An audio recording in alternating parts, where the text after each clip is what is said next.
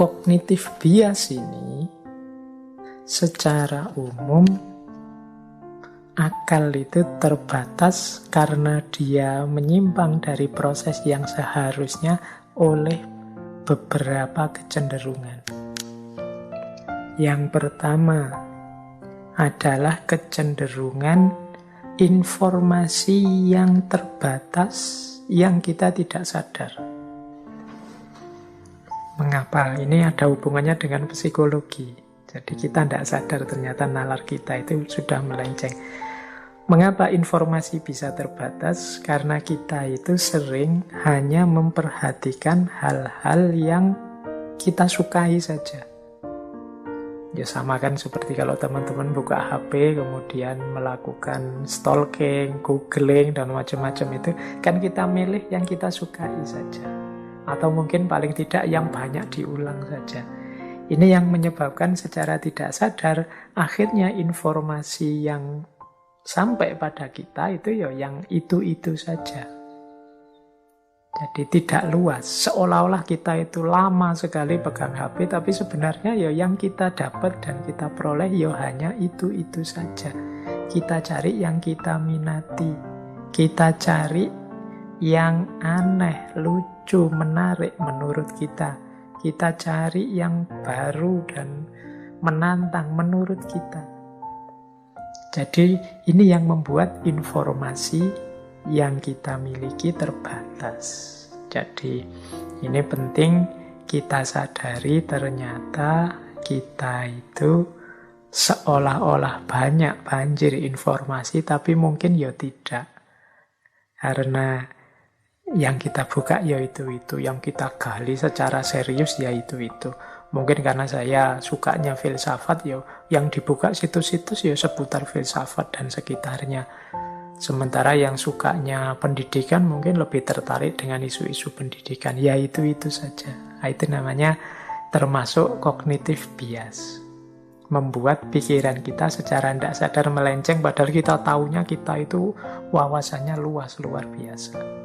Karena yang kita perhatikan hanya yang kita minati saja, yang kita anggap unik, kita anggap menarik, dan lain sebagainya. Kemudian kita juga biasanya lebih memperhatikan hal-hal yang sesuai dengan pandangan kita atau kebalikannya, yang anti dengan pandangan kita. Sehingga biasanya misalnya ya coba teman-teman cermati ya tabiat kita ketika buka YouTube atau apa itu kan, yang kita minati itu terus ditawarkan lagi terus oleh Google, oleh YouTube. Itu yang disebut bubble filter itu. Jadi kita hanya tahu yang benar sesuai kepercayaan kita saja, atau orang-orang yang berbeda dalam tanda petik kita posisikan sebagai musuh kita, lawan kita. Jadi ya itu saja wawasan kita.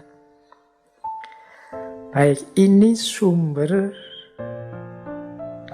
kesesatan dalam cara pikir ya, sehingga membatasi nalar kita. Ya akhirnya informasi yang masuk ya itu-itu saja. Cara berpikir kita pun ya begitu-begitu saja. Tidak ada yang berubah sejak dulu ya begitu. Jarang orang kemudian melakukan konversi luar biasa mungkin gara-gara membaca-baca informasi. Wong ya informasi yang dibaca ini itu saja. Nah itu bagian dari cognitive bias. Bagian dari cognitive bias juga sering kita lakukan adalah lack of meaning. Kurangnya makna. Ini kita lakukan biasanya seperti ini pola-polanya lack of meaning itu. Yang pertama, biasanya kita membuat cerita sendiri. Meskipun dengan data yang terbatas. Jadi ya manusia itu kan memang punya keterbatasan. Malam ini kita tahu banyak tentang batasnya nalar, termasuk informasi. Nah kadang-kadang kita itu sebenarnya informasinya hanya sedikit, tapi kita reka sendiri, kita kembangkan sendiri, kita bikin pola-pola sendiri dengan informasi yang terbatas itu. Itu sebenarnya cognitive bias bagian lack of meaning. Lihat teman jalan, satu laki-laki, satu perempuan misalnya, ya cuma jalan saja berdua, terus kita bikin cerita sendiri. Wah, itu sedang pacaran nih, paling nembaknya waktu kemarin pas ulang tahun, mungkin ini kan cerita rekaan kita sendiri. Data yang kita punya hanya melihat dia sedang jalan berdua, teman laki-laki dan teman perempuan. Tapi kita rangkai sendiri cerita versi kita. Itu seolah-olah kita itu benar, tapi sebenarnya kita sedang melakukan bias, mengalami bias dalam berpikir. Ini juga membatasi proses berpikir jernih kita. Karena ceritanya ternyata rangkaian kita sendiri. Atau yang kedua, mengasumsikan sifat-sifat dengan melakukan generalisasi atau stereotip. Ini cara berpikir seperti tadi ya, biasanya begitu kok. Oh, orang kalau dari daerah sana itu gayanya memang begitu. Nah, itu stereotip. Jadi melakukan generalisasi yang tidak bertanggung jawab. Wong ngertinya cuma sedikit kok, kesimpulannya jadi banyak. Digeneralisasi. Dari satu orang digeneralisasi untuk semua orang. Selanjutnya, termasuk bagian kognitif bias dalam aspek lack of meaning ini yang merupakan batas nalar, itu adalah menganggap tahu apa yang dipikirkan orang lain. Kita ini sering sok tahu seperti ini. Ini kelihatan loh dari komentar-komentar, mungkin teman-teman sering komentar di Instagram, di Twitter, dan lain-lain. Kita itu sering menuduh orang, dalam tanda petik ya, menganggap kita tahu pikiran-pikirannya orang. Jadi mungkin orang itu motifnya apa, tapi kemudian kita judge dia. Wah, kamu ingin pamer ya. Wah, kamu ingin dipuji ya. Wah, kamu melakukan ini karena ingin ini ya, ingin itu ya. Itu kita menilai apa yang dipikirkan orang. Kita menganggap kita tahu apa yang dipikirkan orang. Padahal mungkin tidak begitu. Dan kita percaya kemudian dengan kesimpulan kita sendiri. Padahal itu kita hanya menebak-nebak saja. Sehingga kemudian kejernihan kita bisa dipertanyakan. Karena itu sejenis kognitif bias. Apa benar kamu tahu yang dipikirkan orang lain? Kok mudah sekali engkau menilai dia? Kan banyak hal yang sifatnya batin yang itu hanya orang itu sendiri yang tahu. Niat, keikhlasan misalnya, lillahi ta'ala atau tidak, karena benda atau karena Allah, karena nyari keuntungan apa ikhlas lillahi ta'ala, itu kan sebenarnya batin masing-masing orang yang tahu. Kadang-kadang kita itu sok tahu dengan yang seperti itu, seolah-olah dia pasti begitu, isi pikirannya pasti begitu. Nah, ini termasuk jenis kognitif bias dalam aspek lack of meaning. Kemudian sering juga kita lakukan memproyeksikan pemahaman saat ini untuk masa lalu dan masa depan. Sehingga mungkin kita kemudian menyesali masa lalu atau menganggap masa depan itu seperti masa sekarang, sehingga kita berlebihan dalam menyikapinya. Jadi memproyeksikan pemahaman kita saat ini untuk masa lalu dan masa depan. Seolah-olah masa depan itu persis seperti situasi kita sekarang. Atau kita sesali berlebihan masa lalu karena kita menggunakan perspektif hari ini. Situasi-situasi sejarah tertentu itu ya membacanya sesuai konteks zaman itu. Zaman penjajahan, situasinya seperti apa, cara hidup, cara berpikirnya seperti apa. Dulu zaman Nabi di Mekah, abad ke-6 Hijriyah, itu situasinya seperti apa, mode hidup, gaya hidup seperti apa. Zaman itu mungkin masih banyak perang-perang, memang gaya hidupnya seperti itu. Nah, itu kalau kita pahami dengan logika hari ini, ya mungkin kita... Orang dulu itu memang belum beradab, orang dulu itu dan macam-macam. Itu pemahaman saat ini kita pakai untuk menilai masa lalu. Bahkan kita jadikan standar untuk merancang masa depan. Ini kadang-kadang berakhir dengan kekecewaan atau ketidakbergunaan. Jadi ini bagian dari cognitive bias, yaitu lack of meaning.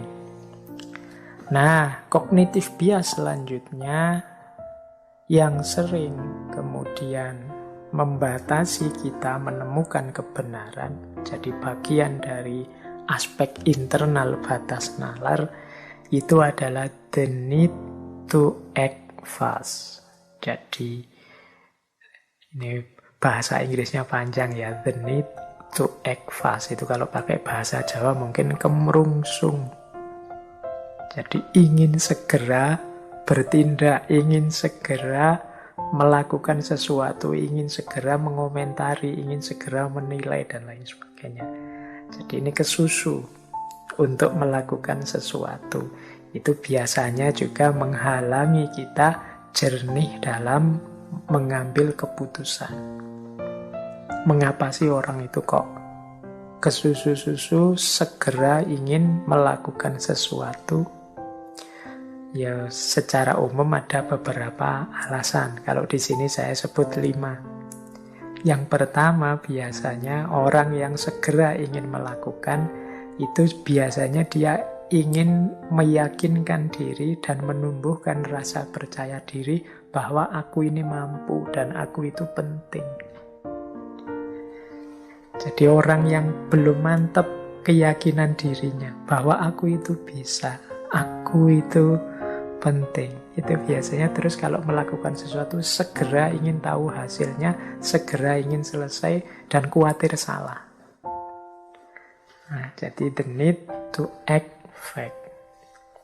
fast. Jadi dia ingin meyakinkan dirinya sendiri biar aku percaya diri dan orang lain menganggap aku ini penting. Dan ini biasanya terus orang kesusu, kemerungsung, ingin menunjukkan pembuktian.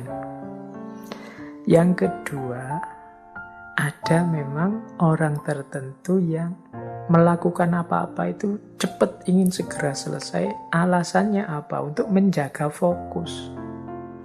Pak, kalau saya berlambat-lambat, hilang Pak fokusnya. Mungkin ada teman-teman di sini yang mungkin mencoba untuk hafalan Al-Quran, tahfidz misalnya. Itu kan biasanya terus ingin fokus, khawatir nanti lupa, itu biasanya coba ngajinya, karena kalau pelan-pelan nanti pikirannya melayang kemana terus hafalannya putus. Ya memang ada yang seperti itu.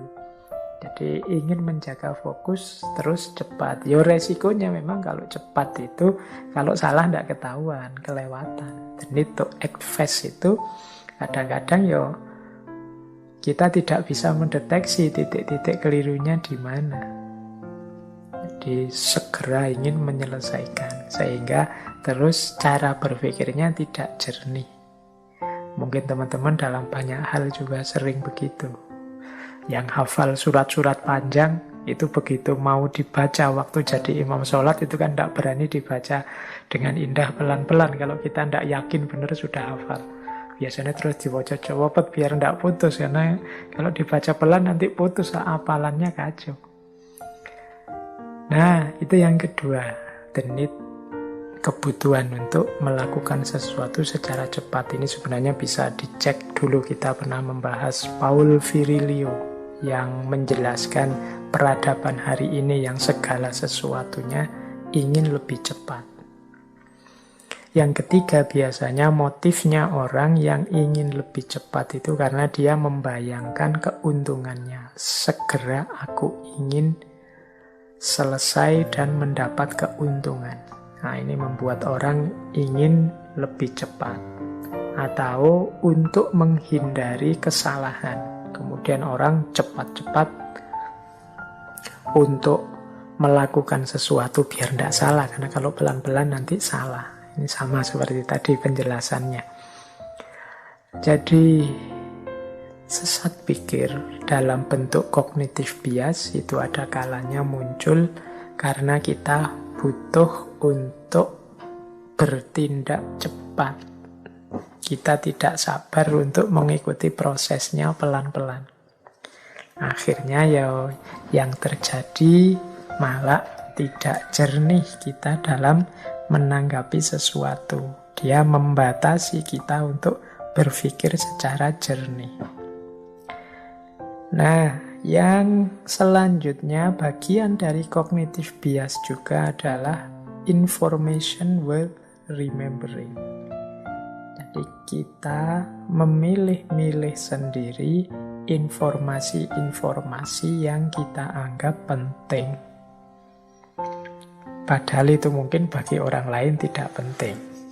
Jadi kita milih sendiri, misalnya kita ketemu data sebanyak apa, ya kita pilih yang kita perlu saja, yang kita anggap penting. Sesuai dengan kebutuhan kita sejauh pengalaman yang kita miliki.